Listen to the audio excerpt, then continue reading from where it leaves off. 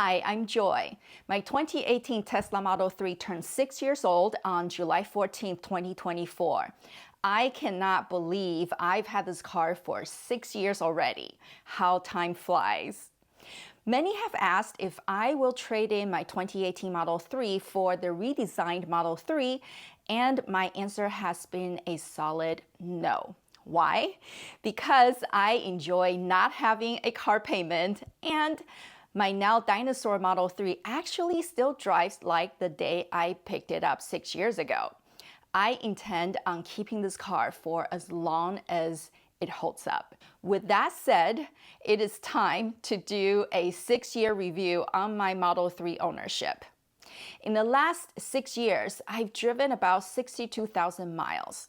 Keep in mind that I do work from home, so most of my driving happened on weekends and the occasional road trips. If you've been following my channel, you would know that I don't have a home charger and have been relying on superchargers since day one of my Tesla ownership.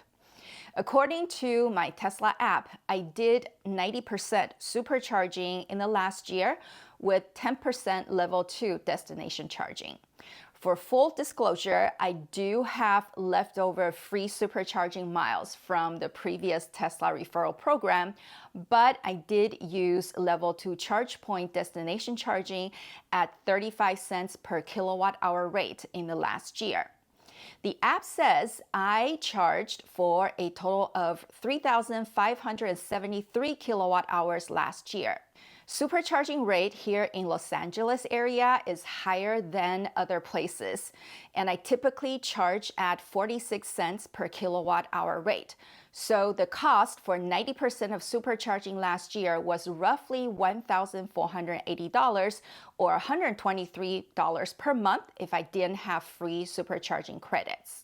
Combined with the 10% charge point usage, my total monthly cost for charging overall would average out to be around $133 in year 6. This counts out to be 15 cents per mile cost.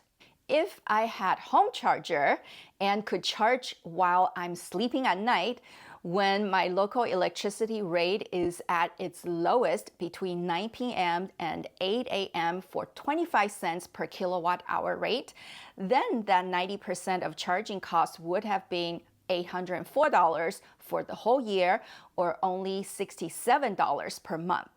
Combine that with the 10% charge point usage, my monthly average charging cost would have been $77 or 9 cents per mile with home charging. With 90% of supercharging, you might wonder how my battery is holding up. According to the Stats app, I can still charge up to 72 kilowatt hour of capacity versus the original 75 kilowatt hour capacity from 6 years ago when the car was brand new. This equates to 4% battery degradation. Last year, in year 5, my battery degradation was 2.67%, so this year it degraded further, but not by much. Additionally, according to Recurrent Auto's free report, my car still has an excellent range score of 97. Speaking of Recurrent Auto, this is a great platform for all Tesla owners to gain insights on their real-world battery range information. You can log on to recurrentauto.com and generate a free report to see how your car is performing.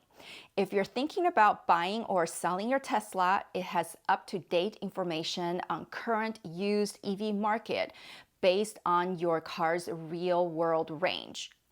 Armed with this information, you can negotiate for the best buying or selling price of your second-hand EV. So log on to recurrentauto.com today and get your free report. Next, let's talk about year 6 maintenance costs.